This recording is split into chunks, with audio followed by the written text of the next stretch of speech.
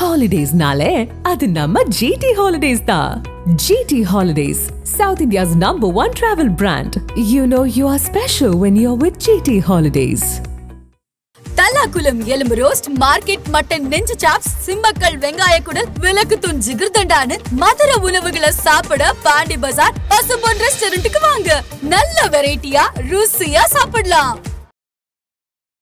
எப்படி இருந்தது கங்குவா உங்களோட பார்வை? ஒட்டுமொத்த உலகமே சேர்ந்து தியேட்டருக்கு வெளியே வந்து கங்குவான கக்குவான் மாதிரி கக்கிட்டு இருக்காங்க. ஆறுதல் சொன்ன அஜித் சிவாவுக்கு உண்மையா சார்?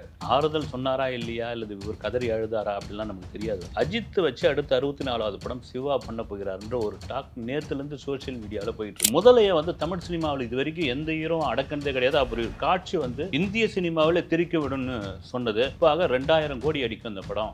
ஒரு படத்திற்கு வில்லன் எவ்வளவு முக்கியமோ அதே போல இந்த எமோஷன் ரொம்ப ரொம்ப முக்கியம். விஸ்வாசம் படத்தினுடைய மிகப்பெரிய வெற்றிக்கு காரணம் வந்து அந்த எமோஷன். சிறுத்தை சிவா என்னென்னோ முயற்சி பண்ணி பார்க்குறாரு. சூர்யாவுக்கு அந்த பையனுக்கு 10 பாகுபலிக்கு சமம் அப்படின்னாங்க. இதெல்லாம் ரொம்ப ஓவர் இல்லைங்களா? மதன் கார்கிலாம் 100 தடவை பார்த்தேன்றாரு. காது என்ன ஆச்சு ஏதாச்சும் தெரியல. அவரே சொல்றாரு ஓப்பனா, இந்த படத்தை அப்படி 100 தடவை பார்த்தேன், பார்க்க எனக்கு சலிக்கவே இல்லை அப்படின்னாரு. உண்மையிலேயே பார்த்துட்டு தான் சொல்றாங்களா? கார்த்திக் சுப்பராஜ் ஜிகர்தண்டா XX ஒரு படம், அது வெற்றியா தோல்வியான்னு இது வரைக்கும் தெரியல. வெற்றின்னு அவங்களே சொல்லிக்கிட்டாங்க. எனக்கு படம் பார்த்த வரைக்கும் அந்த படம் அப்படி ஒன்று பிரமாதமான படம்லாம் ஒன்றும் கிடையாது. அடுத்து பார்த்தீங்கன்னா ஆர்ஜே பாலாஜிலாம் எதை நம்பி இந்த சூர்யா ஒத்துக்கிட்டாருன்னு தெரியல. முக்கிய நிகழ்வுகளை உடனுக்குடன் குறிஞ்சி வேலையை தெரிஞ்சுக்கல ஆதன் செயலியை இடம் பண்ணுங்க. டிஸ்கிரிப்ஷன் லிங்க் இருக்கு. ஆதன் சினிமா நேரில் அனைவருக்கும் ஒரு பெரிய வணக்கம் அண்ட் வெல்கம் டு ஷோ. இன்னைக்கு நம்ம கூட சேர் பாலு சார் இணைஞ்சிருக்காங்க. நிறைய விஷயங்கள் வழக்கம் போல பேச போறோம். வணக்கம் சார். வணக்கம். எப்படி இருக்கீங்க? நல்லா இருக்கேன். சிறப்பு. கங்குவாவோட தாக்கம் எல்லா இடத்துலயும் பரவி இருக்கு. எப்படி இருந்தது கங்குவா உங்களோட பார்வையில்? இல்லை, கங்குவா நான் மட்டும் தானே சொல்லி தானே ஆகணும். ஒட்டுமொத்த உலகமே சேர்ந்து தியேட்டருக்கு வெளியே வந்து கங்குவான கக்குவான்னு மாதிரி கக்கிட்டு இருக்காங்க. வந்து அந்த அளவுக்கு கொந்தளிச்சு போய் ஆதங்கமாகி, ஏன்னா உங்களுக்கு எல்லாரும் வந்து சாதாரணமாக 50 ரூபா 60 ரூபா 40 ரூபா கொடுத்து டிக்கெட் கொடுத்து படம் பார்க்கல. அது கொடுத்து பார்க்கவும் முடியாது இப்போ இருக்கிற சூழ்நிலையில். 190 ரூபா 200 ரூபா 300 ரூபா. இப்போ கண்ணாடிக்கு வேறு தனியாக வாங்கியிருக்காங்க, 3D கண்ணாடிக்கு தனியாக. இதெல்லாம் வாங்கிட்டு பார்த்தவங்களுக்கு அந்த கண்டென்ட் சரியில்லை அப்படின் பொழுது கொந்தளிச்சு போய் ஒட்டு மொத்தமாக அடி நடிச்சிருக்காங்க. நீங்கள் பொதுவாக வந்து இந்த விமர்சனங்கள் பப்ளிக் பைட்ஸ் பார்த்துருப்பீங்க. உங்கள் சேனல்லையும் நானும் பார்த்தேன். நான் பப்ளிக் விமர்சனங்கள் பார்த்துருக்கோம். பொதுவாக நான் சொன்னால் ஒரு தரப்பினர் வந்து நல்லா இருக்குன்னுவாங்க, ஒரு தரப்பினர் சுமார்னுவாங்க, ஒரு தரப்பினர் சூப்பர்னுவாங்க.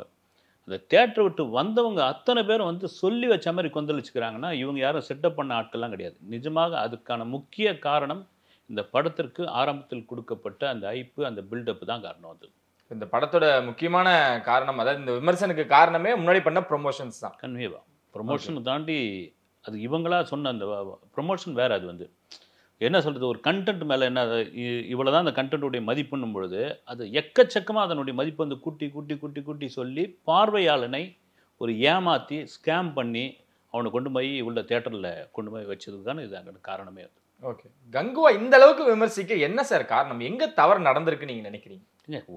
எங்கே தவறு நடந்திருக்குன்னு நீங்கள் ஒரு படத்தில் வந்து ஒரு கண்டென்ட்ற ஒரு விஷயம் வேணும் இல்லைங்களா? ஓகே. நீங்கள் வந்து பிரம்மாண்டமான கிராஃபிக்ஸு, அதிரடியான வந்து மியூசிக்கு, ஆச்சா போச்சா சூர்யா வந்து முதலையை தூக்குறாரு, அவருடைய ஆர்ம்ஸ் என்ன இதெல்லாம் ரைட், எல்லாமே நீங்கள் பண்ணுங்கள். ஒரு ஹீரோவுக்கு எல்லாம் தேவை. இந்த படம் வரதுக்கு முன்னாடி பார்த்தீங்கன்னா ஒரே மெட்டல் சவுண்டாக கேட்டுக்கிட்டு இருக்கோன்னு யாரோ ஒருத்தர் சொல்லிட்டு இருந்தார். நாங்கள் ரூமில் போய் தங்குவோம், மெட்டல் சவுண்டாக கேட்டுட்டு இருக்கோம் நைட்டு 12 மணிக்கு. என்னென்னு பார்த்தீங்கன்னா சூர்யா வந்து ஜிம்மோரை விட்டு அவ்வளோ வெயிட்டான மெட்டல் பண்ணிகிட்டு இருப்பாருன்னா எங்கள் நடிகர் பண்ணி தானே ஆகணும். அதானே அவருடைய வேலை. திடீர்னு பார்த்தீங்கன்னா நைட்டு 12 மணிக்கு மெட்டல் சவுண்டு கேட்கும், 3 மணிக்கு வந்து ஸ்பாட்டில் இருப்பார். ரெஸ்ட் இருக்குமோ இருக்காத தெரியாது.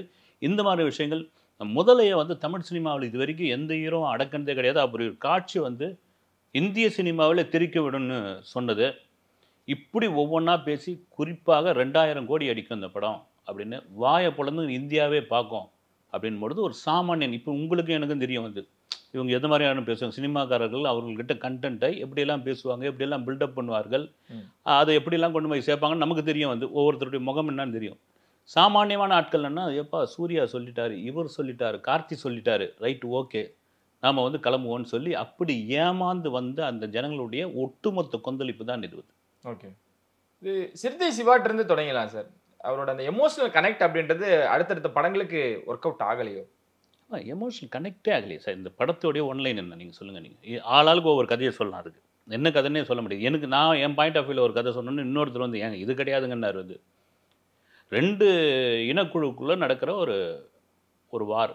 அதில் யார் ஜெயிப்பாங்க? ஒரு ஹீரோ தான் ஜெயிப்பார். அவ்வளோதான் இதனுடைய ஒன்லைன். இது சரி 2 இனக்குழுக்குள்ள நடக்கிற ஒரு வார், அந்த வார் சம்மந்தப்பட்டு அது ஒரு பலாயிரம் வருஷத்துக்கு முன்னாடி நடக்கிற மாதிரி எனக்கு காமிச்சு 2024 கனெக்ட் பண்ணுறாங்க. அது என்னன்னு பார்த்துங்க. இப்படி ஆளாளுக்கு ஒவ்வொரு விஷயம் சொல்லும் பொழுது இந்த இந்த கதைக்குள்ளே என்ன கண்டென்ட் இருக்குது, நீங்கள் என்ன கொண்டு வந்திருக்கிறீங்க? ஒன்றுமே இல்லாத போது இதில் சரி ஒன்றுமே இல்லை, இதுதான் ஒரு ஒரு தின்னான ஒரு லைன். இதை தாண்டி எமோஷனல் நீங்கள் சொன்ன மாதிரி ஒரு படத்திற்கு வில்லன் எவ்வளோ முக்கியமோ அதே போல் இந்த எமோஷனல் ரொம்ப ரொம்ப முக்கியம். விஸ்வாசம் படத்தினுடைய மிகப்பெரிய வெற்றிக்கு காரணம் வந்து அந்த எமோஷனல். ஆமாம், அந்த எமோஷனல் கண்டி அது மிஸ் ஆகிருந்தோன்னா வேறு மாதிரி இருக்கும். சிறுத்தை சிவா என்னென்னவோ முயற்சி பண்ணி பார்க்குறாரு. சூர்யாவுக்கும் அந்த பையனுக்கும், அது பையனா பொண்ணானே படம் பாதி வரைக்கும் தெரியல, அப்புறமா அந்த பையன் தெரியுது வந்து பாடாகடான்னு இப்போ என்னென்னவோ முயற்சி பண்ணி பார்க்குறாரு. தனி காட்டில் கொண்டு போய் வைக்கிறாரு. சூர்யா உருக நடிக்கிறாரு. அவன் அப்படியே நிற்கிறான். ஆடியன்ஸ் பூரா அப்படியே பார்த்துக்கிட்டு இருக்காங்க. இதுதான் முக்கியமான ஒரு விஷயம். இதுதான் திரும்ப என்னன்னா நான் சொல்கிறது என்னென்னா 10 பாகுபலிக்கு சமம் அப்படின்னாங்க. இதெல்லாம் ரொம்ப ஓவர் இல்லைங்களா இந்த படம்? நான் உண்மையாக எனக்கு கூட அதான் தோணுச்சு. இந்த படம் 10 பாகுபலிக்கு சமம் அப்படின்னு என்ன தான் இந்த படத்தில் இருக்குது அப்படின்னு பார்த்துருவோம் அப்படின்றதுக்காக தான் வந்து அவ்வளோ அந்த காலையில் போய் பார்த்தது. ஐடியாவே இல்லை, உங்களுக்கே தெரிஞ்சிருக்கோம்டா போகிற மாதிரி இல்லை அப்படின்னு. இது எமோஷனல் எந்த இடத்துலையும் கனெக்டே ஆகலை. வந்து சுத்தமாக ஆடியன்ஸ் தேமேன்னு இருக்கிறான். இது ஒரு பெரிய மைனஸ். சூர்யாவை நம்ப வச்சு ஏமாத்திட்டாங்களா சார்? ஏன்னா நாங்கள் கேள்விப்பட்டிருக்கும் சில சொல்லக்கூடிய விஷயங்கள் என்னன்னா, சூர்யாவுக்கு இந்த கதை சொல்லப்படலை, இல்லை படத்தோட கதையே வேற, இந்த மாதிரிலாம் தகவல்கள் வரும் பொழுது ஏமாந்துட்டாரோ? சூர்யா நான் நேற்று நடிச்சுட்டு இன்றைக்கி வந்து இந்த படத்தையா நடிக்கிறாரு? ஓகே, இல்லை கிட்டத்தட்ட 20 வருஷத்துக்கு மேலே இருக்காரு. எத்தனை படங்கள் 40க்கு மேலே படம் நடிச்சிருக்காரு. வந்து ஒரு எந்த கதையை தேர்வு செய்யணும், எந்த கதையை இது பண்ணணும். ஏன்னா ஒரு காலகட்டத்தில் ஒரு காலம் ரொம்ப நாள் 7ஆம் அறிவு மாதிரியான கதை, வாரணமாயிரமான கதையை சூஸ் பண்ணி நடித்த சூர்யா சமீப காலமாக பார்த்தீங்கன்னா வாடிவாசல்லேருந்து வெளியே வர்றாரு. புறநானூறு வேணான்றாரு. வணங்கான் வந்து உங்களுக்கும் பாலாவுக்கும் 1000 பிரச்சனை இருக்கலாம். ஏன்னா நந்தான் ஒரு படம் இல்லை அப்படின்னா சூர்யா இந்த சூர்யாவை மாறி இருக்க முடியாது. கொஞ்சம் லேட்டாக இருக்கலாம், லேட்டாக இருக்கலாம். ஏன்னா ஒரு பேட்டியில் கூட கமல் சொல்லியிருப்பார் வந்து விக்ரமுக்கு சேதுலாம் எப்போ கிடச்சிருக்க வேண்டியது, ரொம்ப லேட்டாக கிடச்சிருச்சுன்னு. அந்த நந்தாலாம் இவருக்கு ரொம்ப சீக்கிரம் கிடச்சிருச்சு. அதனால தான் கடன்னு வந்துட்டார். அதுக்கும் நீங்கள் வணங்கானும் நடிச்சிருக்கணும். இதெல்லாம் மிஸ் பண்ணிட்டு வந்து இன்றைக்கி பார்த்தீங்கன்னா கங்குவான ஒரு கதை. இவர் வந்து இது நீங்கள் சொல்கிறதெல்லாம் இப்போ ரொம்ப தமாஷாக இருக்குது. அவர்கிட்ட சொன்ன கதை வேறு, அப்புறம் எடுத்த கதை வேறுன்னா அப்புறம் என்ன புதுமுக ஹீரோவா? சரி, இல்லை வந்து ஏதோ ப்ரொடியூசர் இப்போ தான் அவர் தான் பிடிச்சின்னு வந்து நடிக்கிற மாதிரி. அவங்களாம் கூட இப்போ நீங்கள் ஒரு ஹீரோன்னு வச்சுங்க, நீங்கள் எங்கேயோ அலைஞ்சு தெரிஞ்சு ஒரு ப்ரொடியூசரோ டைரக்டரோ பிடிச்சி எடுத்துன்னு வரீங்கன்னா நீங்கள் என்ன சொல்கிறதுன்னு தலையாட்டிக்கலாம். அப்புறம் தான் ஏறக்குறைய ப்ரொடியூசர் மாதிரி அவர் இந்த படத்துக்கு. ஓகே, அப்படி இருக்கும்பொழுது இந்த கதையெல்லாம் அவருக்கு தெரிஞ்சு தான் நடந்திருக்குது. கங்குவா படத்தின் பணமே சூர்யாவோட தான். எங்கள் சொந்தக்காரங்க தானே வந்து. சரி, ஸ்டுடியோ ஞானவேல் ராஜா இவங்க எல்லாம் சார் பிரபு எல்லாம் ரிலேஷன் தானே. சார் அவரோட மனநிலை என்னவா சார் இருக்கும்? ப்ரொமோஷன்ஸ் எல்லாம் அவ்வளோ சந்தோஷமா மகிழ்ச்சியாகவும் எல்லா ஊருக்கும் கிட்டத்தட்ட ஈடிக்கு ஜெய்பீம்க்கு சூரரை போட்டிருக்கு இல்லாத ப்ரொமோஷன்ஸ் நான் இதில் பார்த்தேன். அப்படின்ற பொழுது இப்போ அவர் மனநிலை என்னவா இருக்கும் சூர்யாவோடது? இல்லை பொதுவாக வந்து இப்போ என்ன மனநிலை இருக்குன்றதுக்கு முன்னாடி இப்போ இந்த படத்தை நீங்களும் நானும் எத்தனை தடவை பார்த்தீங்க? நீங்கள் இதை ஒரு வாட்டி தான் சார். நானும் ஒரு வாட்டி தான் பார்த்தேன். இப்போ சூர்யா ஆகட்டும், சிறுத்தை சிவா ஆகட்டும், அப்போ தயாரிப்பாளர் ஞானவேல் ராஜா ஆகட்டும், அவர்கிட்ட சரி ப்ரொடியூசர் பணம் போட்டார் உரம் ஒதுங்கிட்டாருன்னு சொல்லலாம். சில டெக்னீஷியன்ஸ் குறைந்தபட்சம் 100 தடவையாவது பார்த்துருப்பாங்க. 100 தடவை பார்க்கும்போது இந்த கண்டென்ட் தெரியாது. மதன் கார்கிலாம் 100 தடவை பார்த்தேன்றாரு. 100 தடவை பார்த்தோன்னா அவர்லாம் காது என்ன ஆச்சு ஏதாச்சுன்னு தெரியல. அவரே சொல்கிறார் ஓப்பனாக, இந்த படத்தை அப்படி 100 தடவை பார்த்தேன், பார்க்க எனக்கு சலிக்கவே இல்லை அப்படின்னாரு. இதெல்லாம் ஒட்டுமொத்தமாக இவங்க வந்து உண்மையிலேயே பார்த்துட்டு தான் சொல்கிறாங்களா, இல்லை திட்டமிட்டு இது மாதிரி பேசுங்கன்னு யாராவது பேசி எழுதி கொடுத்தது பேசுகிறாங்களா அப்படின்னு தெரியல. இப்படி பார்க்கும் பொழுதே ஒரு படத்தை நீங்கள் 3 முறை பார்த்தாலே போதுங்க, அந்த படத்தினுடைய கரெக்ஷன்லாம் சொல்லிடும். திரும்பவும் சொல்கிறது தான், ஒரு வாரப்பத்திரிகையில் சுஜாதா எழுத்தாளர் சுஜாதா ஆசிரியராக இருக்கும் பொழுது தொடர்ந்து வாசகர் கடிதம் வருது. நான் கதை அனுப்புகிறேன், நீங்கள் பிரசுரிக்கவே மாட்டேன்றீங்க, திரும்ப அமைச்சிருங்க. அப்போ வந்து வாரப்பத்திரிகைகள் தான் ஆளுமையாக இருக்குது. அப்போ சுஜாதா ஒரு பதில் எழுதுறாரு அந்த பத்திரிகையிலே. அது உங்கள் கதை உங்களுக்கு வசதி, நீங்கள் எழுதுகிற கதை உங்களுக்கு பெரிய இது. அந்த கதையை வந்து நீங்கள் மறுபடியும் படிங்க, இன்னொரு கதை உருவாகும். இன்னொரு முறை படிங்க, அந்த கதையிலேருந்து நிறைய கரெக்ஷன் பண்ணுவீங்க. இன்னொரு முறை படிங்க, அந்த கதை வேறு வடிவமாக மாறும், அந்த கதையை அனுப்புங்க நீங்கன்றார். ஏன்னா நீங்கள் முதல்ல எல்லாருமே உங்களுக்கு ரைட்டு. அது மாதிரி தான் இந்த சினிமாவும். நீங்கள் எத்தனை முறை பார்க்குறீங்க இல்லைங்களா, இதில் எவ்வளோ கரெக்ஷன் சொல்லியிருப்பீங்க, இது பண்ணியிருப்பீங்க. எப்போ அந்த படத்துக்குள்ள கண்டென்ட் இல்லைன்ற ஒரு விஷயம் வந்து உங்களுக்கு தெரியவே இல்லையா? இது என்னன்னு நமக்கு புரியவே இல்லை இன்னும். புலி படத்தோட கம்பேர் பண்ணுறாங்களே, அது நீங்கள் எப்படி சார் பார்க்குறீங்க? புலி படம் வேறு, இந்த படம் வேறு. எதுக்கு புலி படத்தோட கம்பேர் பண்ணோம்? இல்லை அப்படி வந்து எதிர்பார்ப்போட வந்த விஜய் படமும் ஒரு தோல்வியை தழுவிச்சு. புலிப்படத்துக்கு ஒரு இது இருந்தது, இந்த அளவுக்குலாம் பில்டப் இல்லை. புலிப்படத்துக்கு ஒரு இந்த அளவுக்கு பில்டப் இல்லை. ஆக்சுவலாக என்னென்ன புலிப்படத்துக்கு வந்த பிரச்சனை என்ன தெரியுங்களா? விஜய் ஆசைப்பட்டது என்னென்னா, நமக்கு வந்து இந்த சின்ன பசங்க ஃபேன்ஸ் அதிகமாக இருக்கிறாங்க, அதனால் ஒரு பசங்களுக்கான ஒரு படமாக சிம்புதேவன் ரெடி பண்ணது அதுதான். கடைசியில் அந்த பட்ஜெட்டை தாண்டி ஒரு பெரிய அளவில் போயிடுச்சு. அது அந்த ப்ரொடியூசர் வெளியே போய் அந்த படத்தை வேற விதமாக ப்ரொமோட் பண்ணிட்டார், பிஸ்னஸ் ஆகணும்த்துக்காக போட்டு அது இது யானை புலி குதிரை அது இதுன்ட்டு படத்தில் இல்லாத விஷயங்கள்லாம் இப்போ இதுக்கு மாதிரி தான் நடந்தது. வந்து அவங்க பண்ண தப்பு தான் கட்டி அவங்க சம்மந்தப்பட்டவங்க யாரும் வந்து பயங்கரமாக இது மாதிரிலாம் இது பண்ணலாம். ஆனால் இதுக்கு ஓவர் டோஸ். நீங்கள் புலிப்படம் இப்போ டிவியில் போட்டுக்கிட்டு இருக்காங்க, நல்லா இருக்குதுன்றாங்க. ஓகே, நல்லா இருக்குதுன்றாங்க. அது இது வந்துன்னா எப்படின்னா ரொம்ப ஓவராக நீங்கள் இன்னும் 1000 கோடிக்குள்ளே எந்த படமும் வரல. எந்த படம் 1000 கோடிக்குள்ளே தமிழ் சினிமாவில் வந்துருக்கு? 1000 கோடிக்காக வெயிட் பண்ணிட்டு இருக்காங்க. நீங்கள் 2000 கோடின்னு ஒன்று நமக்கே அந்த மணலில் மாறல. சரி, ஒரு கண்டென்ட்டுக்கு சொந்தக்காரங்க 2000 கோடின்னு சொல்கிறாங்கன்னா உண்மையிலே ஏதோ ஒரு விஷயம் இருக்குது. ஆமாம், சொல்லாமல் இது பண்ண மாட்டாங்க. ஒரு ஹீரோ, மிகப்பெரிய ஹீரோ, ஒரு தெலுங்கில் போனால் அவ்வளோ பெரிய மாசு, கேரளாவுக்கு வந்து ஓப்பனிங் காட்சிக்கு அப்படி கொண்டாடுறாங்க. அந்த ஹீரோ வந்து இந்தியாவே வாயை பிளந்துங்கன்னு பார்க்கும் அப்படின் பொழுது ஓகே இந்த ஹீரோ சொல்லிட்டான்னா கண்டிப்பாக அந்த படத்தில் இருக்குன்னு அப்படி வந்த அந்த கூட்டம் தான் ஃபர்ஸ்ட் ஷோ. அந்த பொதுமக்கள் அவங்களுடைய கொந்தளிப்பு தான் வெளியே வந்து அந்த மைக் முன்னாடி பப்ளிக் பைட்ஸில் வந்து அடிச்ச இது அதுதான். ஏன்னா ஒவ்வொரு காசும் சும்மா ஒன்றும் கிடையாது. இது திட்டமிட்டு 190 ரூபா 200. கேரளாவில் ஒரு ஆட்டோ ஓட்டுற ஒரு நபர் பார்த்தீங்களா, 440 ரூபாய் 450 ரூபாய் சம்பாரிச்சு என் காசு வீணாக போச்சுங்கன்றார், என் காசை திருப்பி கொடுங்கன்றார். இன்னொருத்தர் வந்து அந்த யார் ரெட்டின் கிங்ஸ் யோகி பாபு என் கையில் கிடைச்சா அப்படின்ட்டு கொந்தளிக்கிறாப்புல. அந்த முதல் 20 நிமிஷம் காட்சி எதுக்குன்னு இது வரைக்கும் எனக்கு ஒன்றுமே புரியல. அது சிறுத்தை சிவா வந்து ஒரு இன்டர்வியூலையோ அவராவது வந்து ஒரு வீடியோ பேசியாவது தயவுசெய்து போடணும்னு ஆசைப்படுறேன் நான். ஓகே, சூர்யாவோட ரசிகர்களுக்கு மிகப்பெரிய ஏமாற்றம். ஆமாம், கண்டிப்பாக. ஏன்னா ரசிகர்கள் யாரும் அவங்க யாரும் வந்து இப்போ எதிர்வினை கருத்துலாம் ஒட்டுமொத்தமாக வருது இல்லைங்களா? அப்போ வந்து ஏன் என் தலைவனை வந்து இப்படிலாம் பேசுகிறீங்க, ஆச்சா போச்சுன்னு யாரா கொந்தளிக்கிறாங்களா? அது அவங்களுக்கே தெரியுது. நான் பார்த்த தேட்டரில் காலையில் ஆரம்பிக்கும் பொழுது வெடி வெடித்து ஓஹோன்னு கொண்டாடிக்கிட்டு அமக்கலம் பண்ணிக்கிட்டு இருந்தாங்க. இன்டர்வலுக்கு அப்புறம் தேட்டரே சைலண்ட் ஆகிடுச்சு. இன்டர்வல் முடிஞ்சு படம் முடிஞ்சோடனே அவங்கவுங்க தலையை தொங்க போட்டு கீழே போயிட்டு முக்கால்வாசி சூர்யா ரசிகர், முக்கால்வாசி. இதுதான் அவர்களுடைய மனநிலை. கார்த்திக் தேவையா சார்? 2 வருமா? இதுக்காகவே 2 எடுப்பாங்களா? என்னங்க இது வந்து ஒன்றே இந்த அளவுக்கு போட்டு இது பண்ணிகிட்டு இருக்காங்க, 2 எடுப்பாங்களா அப்படின்னு இந்த ஒரு ஐப்பை கொடுக்கறதுக்காக கார்த்திக் கொண்டு வந்து அவர் என்ன சொல்லியிருப்பாங்க, ரோலக்ஸ் மாதிரி நீங்கள் வந்து வேறு விதமாக கலக்க போகிறீங்க ஆச்சா போச்சா அப்படின்னு இருப்பாங்க. அதுக்கு எதுக்கு கார்த்திக் அந்த கெட்டப்பு, ஏன் பல்லெல்லாம் அப்படி பண்ணி வச்சுருக்காங்க? ஒரு கார்த்திக் வந்தவொடனே ஒன்றும் ஒரு கைத்தட்டல் கூட கிடையாது, வந்து ஒரு சின்ன விசில் சத்தம் கூட கிடையாது. ஏன்னா அந்த படம் முக்கால்வாது ஒரு 2.25 மணி நேரம் அவன் பார்த்து 2.25 மணி 2 மணி நேரம் 25 நிமிஷம் பார்த்து அவன் வந்து ஒரு மாதிரி குமரி போயிருக்கிறான். இந்த கண்ணாடி வேறு மாட்டிட்டு கண்ணிலேருந்து தண்ணியாக விழுவுது பக்கத்தில் இருந்த ஒருத்தருக்கு. வந்து என்னங்க அந்த கண்ணாடி பாருங்கள் சரியாக போட்டிருக்காங்க, இல்லை கண்ணாடி நல்லா தான் இருக்குது, ஸ்க்ரீன் அப்படி இருக்குதுங்கன்னு நான் சொல்லிட்டு இருந்தேன். இந்த மாதிரின்னு வேதனையில் படம் பார்த்துக்கிட்டு இருக்க நபர் வந்து கார்த்தி வந்தவொடனே அவன் பாட்டு இப்போ படத்தை முடிங்கப்பா நாங்கள் கிளம்புற ரேஞ்சில் வணக்கம் போடுறதுக்கு முன்னாடி கிளம்பிட்டாங்க சில பேர் வந்து. அதனால் சும்மா ஒரு இதுக்காக லீடு கொடுக்குறது வந்து ஆக்சுவலாக இது என்னென்னா நான் முதல்ல கேள்விப்பட்டது இது ஆக்சுவலாக எடுத்து வச்சுட்டாங்க ஃபுட்டேஜெலாம், கார்த்தியை கொண்டு வந்து சேர்க்க போகிறாங்க அப்படின்னு. இல்லை கார்த்தியை கொண்டு வந்து இதில் அண்ணன் தம்பிக்குள்ளே நடக்கிற ஒரு கதையாக காமிச்சு ஹீரோ வில்லன்னு இன்னொரு பார்ட்டு எடுத்து இது மாதிரி ஒரு வியாபாரத்தை பண்ணலாம் அப்படின்னு ஐடியா பண்ணியிருக்காங்கன்னு ஒரு விஷயம். இந்தியன் 2 நடந்த மாதிரி. இந்தியன் 2 நடந்த மாதிரி. ஆமாம், சரி ஓகே. இல்லை இந்தியன் 1வது வெற்றி உங்களுக்கு. ஆமாம், இட்டு இப்போ கங்குவா 1 வந்து ஒன்றும் இல்லையே. இல்லை. ஆமாம் சார், ஆறுதல் சொன்ன அஜித் சிவாவுக்கு உண்மையா சார் நேரம் பேசியிருக்க வாய்ப்புகள் இருக்கா? இல்லை ஆறுதல் சொன்னாரா இல்லையா, இல்லை இவர் கதறி அழுதாரா அப்படிலாம் நமக்கு தெரியாது. வந்து மேபி வந்து அஜித்தை வச்சு அடுத்த 64வது படம் சிவா பண்ண போகிறாருன்ற ஒரு டாக் நேற்றுலேருந்து சோஷியல் மீடியாவில் போயிட்டு இருந்து. ஆமாம், இது அஜித் தரப்புல இருந்தோ சிவா தரப்புல இருந்தோ இல்லை யார் ப்ரொடியூசர்ன்ற தரப்புல இருந்தோ இன்னும் வரல செய்தி. மேபி மறுபடியும் 5வது முறையா நீங்கள் இணைய போகிறார்கள் அப்படின்ற மாதிரியான ஒரு விஷயம் போயிட்டு இருக்கு. ரைட்டு, அஜித் வந்து இவ்வளோ தூரம் ஒரு 4 படம் ஒரு ஹீரோவுடன் ட்ராவல் பண்ணது எனக்கு தெரிஞ்சு கிடையாது. அந்த அளவுக்கு சிறுத்தை சிவாவும் அஜித்துக்குமான ஒரு கெமிஸ்ட்ரி ஒர்க் அவுட் ஆகிருக்கு. அந்த கெமிஸ்ட்ரியோட இது என்னன்னா, இந்த ஹீரோக்களுக்கு மாஸ் ஹீரோக்களுக்கு பிடித்தமான டைரக்டர் எப்படி மாறுவாங்கன்னா, இந்த ஒரு ஷார்ட் வைக்கிறீங்க அப்படின்னா 1 மோர் பெரும்பாலும் கேட்கக்கூடாது, ரைட்டுங்களா ஓகே அப்படின்னு. இல்லை சில ஹீரோக்கள் அவங்களே எடுத்து டைரக்ட் பண்ணுவாங்க. வந்து இவர் மட்டும் ஆக்ஷன் கட் மட்டும் சொல்லிட்டு உட்காந்துருவார். நான் இவரை சொல்ல பொதுவாக நிறைய ஹீரோக்கள் அவங்களே இறங்கி டைரக்ட் பண்ணுவாங்க. தனுஷ்லாம் யாரை கூட அப்படி தான் பண்ணிகிட்டு இருக்காருன்னு ஸ்பாட்டில் பார்த்த ஒரு நபர்லாம் சொல்லிட்டு இருக்காங்க. அது ரைட்டு. அப்படி இருக்கும் பொழுது அந்த கெமிஸ்ட்ரி ஒர்க் ஆகிடுவோன்னா இவரே தொடர்ச்சியாக இருக்கும் நம்ம படத்தில், நமக்கு சௌரியமான ஆட்களாக இருப்பார்.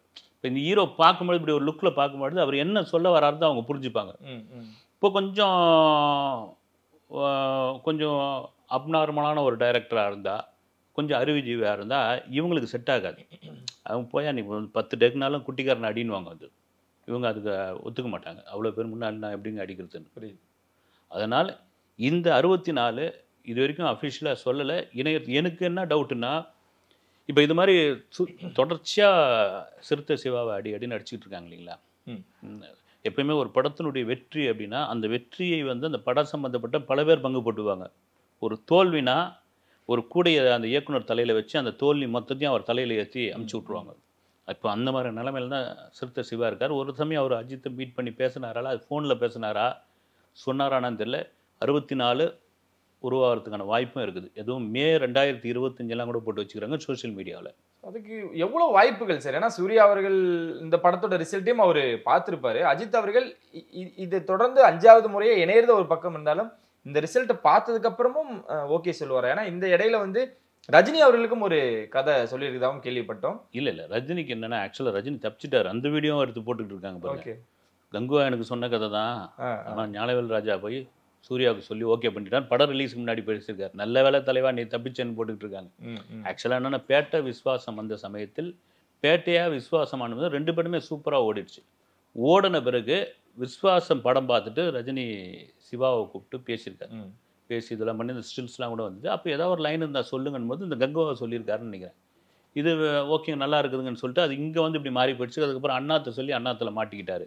இப்போ அந்த வீடியோ எடுத்து போட்டுருக்காரு. இப்போ எதுவும் அவர் கதை கேட்குற மாதிரி தெரியல. அவர் கூலி மேலே கவனமாக இருக்கார். வந்து சிறப்பு. இப்போ கார்த்தி தான் வந்து சூர்யாவை காப்பாற்றணும்.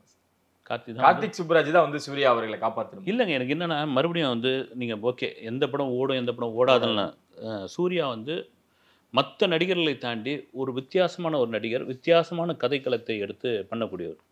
அவர் ஏன் புறநானூறு வந்து புறக்கணிச்சார், வணங்கான்லேருந்து ஏன் ஓடி வந்தார், அப்புறம் வாடிவாசல் என்ன ஆச்சுன்னு தெரியல. இதெல்லாம் விட்டுட்டு கார்த்திக் சுப்புராஜ் ஜிகர்தண்டா XXன்னு ஒரு படம், அது வெற்றியா தோல்வியான்னு இது வரைக்கும் தெரியல. வெற்றின்னு அவங்களே சொல்லிக்கிட்டாங்க. எனக்கு படம் பார்த்த வரைக்கும் அந்த படம் அப்படி ஒன்றும் பிரமாதமான படம்லாம் ஒன்றும் கிடையாது. இது ஒரு சமயம் இது கமர்ஷியல் படமாக இருக்குமா இல்லை இது கங்குவா மாதிரி ஏதாவது ஆகுமான்னு தெரியல. படமாக தான் தெரியும், அது என்ன கதைக்கலன்னு தெரியல. அடுத்து பார்த்தீங்கன்னா ஆர்ஜே பாலாஜிலாம் எதை நம்பி இந்த சூர்யா ஒத்துக்கிட்டாருன்னு தெரியல. ஏன்னா சுதா குங்குரா அவங்களுக்கு வந்து சூர்யாவுடைய லைஃப்பில் ஒரு சூப்பரான படத்தை கொடுத்தவங்க. அது ஓடிடியில் வராமல் தியேட்டரில் வந்திருந்ததுன்னா அது மாபெரும் வெற்றி படம். இப்போ ஆர்ஜே பாலாஜி சொல்ல வந்து இந்த நேரத்தில் சோஷியல் மீடியாவில் அதுவும் போட்டுக்கிட்டு இருக்காங்க. அஞ்சானுக்கு ஏதோ விமர்சனம் பண்ணியிருக்காரு ரேடியோவில், அதை எடுத்து இப்போ தூக்கி போட்டுக்கிட்டு இருக்காங்க, போட்டு வெளுன்னு. இந்த மாதிரியான இது ஜானருக்குள்ள யார் இவங்களுக்கு ஐடியா கொடுக்குறாங்கன்னு ஒன்றும் புரியல எனக்கு. சார் குறிப்பாக அந்த கங்குவால அந்த துப்பாக்கி சீன் பார்க்கும் பொழுது எங்கேயோ ரிஃப்ளெக்ட் ஆகிற மாதிரி தெரியுது. அதை நோட் பண்ணிங்களா நீங்கள்? நான் கூட கவனிக்கல. ஒரு நண்பர் தான் டக்குன்னு வந்து சொன்னார். வந்து அப்புறம் இப்போ சோஷியல் மீடியாவில் போட்டு அதை போட்டு வெளுத்துக்கிட்டு இருக்காங்க. எனக்கு துப்பாக்கி கொடுப்பான்னு கேட்குறாரு யோகி பாபு. அவர் டக்குன்னு எடுத்து துப்பாக்கி கொடுத்துட்றாரு சூர்யா. ஏம்மா நீ தான் கேட்டால் துப்பாக்கி கேட்டாலும் கொடுக்காதாலாச்சே, நீயே கொடுத்துட்டியே அப்படின்றாரு. எனக்கு தெரிஞ்சு பார்த்தீங்கன்னா இந்த துப்பாக்கி சம்மந்தப்பட்ட காட்சி மேபி முன்னாடியே எடுத்திருப்பாங்களா, இல்லது வந்து இந்த 2024 நடக்கிற போர்ஷனில் நடக்கிற இதுதான் அது. ஆமாம் சார். அதனால் இப்போ ஆட் பண்ண மாதிரி இருக்குது. வந்து இந்த கோட் வந்த பிறகு எடுத்த காட்சியான்னு தெரியல. ஆனால் அதை போட்டு ஒரு பக்கம் ட்ரோல் பண்ணிக்கிட்டு இருக்காங்க. வந்து ஓகே, ஆனால் எஸ்கே வாங்கினதுலேருந்து தான் அந்த காட்சி வந்தப்பதான் எப்படி எடுத்துக்கிறது? இல்லை, சிவகார்த்திகேயன் கையில் விஜய் துப்பாக்கியை கொடுத்ததுலேருந்து எக்கச்சக்கமான பேர் காண்டாயிட்டாங்க. ஓகே, உண்மை, அது காண்டாகாமல் இருக்க முடியாது. ரெண்டாவது அமரன் பார்த்தீங்கன்னா ஓடிக்கிட்டு இருக்கு இன்றைக்கி வந்து தேட்டரில். அதுவும் ஒரு பக்கம் பெரிய இதுவாகிப்போச்சு. நேற்று பெருங்குளத்தூர் பிரிட்ஜ் மேலே நின்று ஒரு ஷார்ட் எடுத்துக்கிட்டு இருக்காங்க. அதை சோஷியல் மீடியாவில் வைரல் ஆக்கிட்டு இருக்காங்க. இதுதாங்க, நீங்கள் யாரையும் வந்து நீங்கள் தவறாக சினிமாவில் எடை போட்டக்கூடாது. வந்து இதுவாக பண்ணக்கூடாது. இவன் வந்து என்ன வந்து சாதிச்சுட்டு போகிறான்னு அவன் வந்து நீங்கள் ஆரம்பகட்ட காலத்தில் வெளுக்கக்கூடாது. ஒரு கட்டத்தில் பூம் வளர்ந்துருவாங்க. விஜய் சிவகார்த்திகேயன் துப்பாக்கி கொடுத்ததனுடைய எரிச்சல் தான் இந்த மாதிரியான காட்சிகளுடைய வெளிப்பாடு. ஓகே, அதுக்காக தான் இதெல்லாம் ஒரு பக்கம் இருந்தாலும் தென்னிந்திய சினிமாவின் அதிக சம்பளம் வாங்கக்கூடிய இடங்கள்ல தென்னிந்தியாவை மீறி இந்திய சினிமாலேயே அல்லு அர்ஜுன் விஜயும் அந்த முதலாவது இடத்தையும் 2வது இடத்தையும் பிடிச்சிருக்கிறதா தகவல்கள் வந்துகிட்டு இருக்கு. உண்மையா சார்? அல்லு அர்ஜுன் 300 கோடி வாங்கியிருக்காரா புஷ்பா 2க்கு? இல்லை, அது ஒன்றும் அஃபிஷியலான தகவலாக தெரியல. மேபி வந்து அந்த புஷ்பா 1 வெற்றி இருக்கு இல்லைங்களா, அந்த வெற்றிக்கே பார்த்தீங்கன்னா அந்த இயக்குனருக்கு புஷ்பா 2க்கு ஹையஸ்ட் பேமெண்ட் கொடுத்துருக்காங்க. ஓகே, சுகுமாருக்கு வந்து. அதாவது வந்து இந்திய சினிமாவிலே அவ்வளோ பெரிய பேமெண்ட் அவர் கொடுத்துருக்காங்க. அந்த பேமெண்ட்டோடைய அளவு கூட என்னன்னு தெரியல நமக்கு. அப்போ ஒரு ஹீரோவுக்கு கொடுத்து தான் ஆகணும். அதுக்கு உங்களுக்கு ஹீரோவுடைய சம்பளம் அப்படின்பொழுது இப்போ அல்லு அர்ஜுன் 300 கோடி வாங்கிட்டாருன்னா அடுத்த படம் அவருக்கு சரியாக போகாத பொழுது கிராஃப்லேருந்து இறங்க தான் செய்யும். ஆனால் இதில் விஜயை நீங்கள் கம்பேர் பண்ணும்பொழுது விஜயோட எல்லா படங்களும் இட்டு தான் சொல்லலாம். நீங்கள் இட்டு மாதிரி கலவையான விமர்சனங்கள் இருந்தால் கூட எந்த டிஸ்ட்ரிபியூட்டரும் எந்த தேட்டருக்காரங்களும் விஜய் படத்தினால நாங்கள் நஷ்டமடைந்தோம் அப்படின்னு சொல்கிறது இல்லை. அதுதான் விஜய்க்கான பெரிய பலம். இதெல்லாம் தாண்டி ஒரு 250 கோடி சம்பளம் ஆகக்கூடிய ஒரு விஜய் வந்து அதை ஸ்கிப் பண்ணிட்டு வரக்கூடிய ஒரு தைரியம் ஒன்று இருக்கு இல்லைங்களா, அது இந்திய சினிமாவில் யாருக்கும் கிடையாதுன்னு என்னுடைய கருத்து. கண்டிப்பா. அதான் முதல் இடத்துல வந்து அல்லு அர்ஜுன் 300 கோடி, இரண்டாவது இடத்துல 275 கோடி வாங்கி விஜய் தக்க வச்சிருக்காரு அப்படின்ற விஷயங்கள்லாம் வந்துகிட்டு இருக்கு.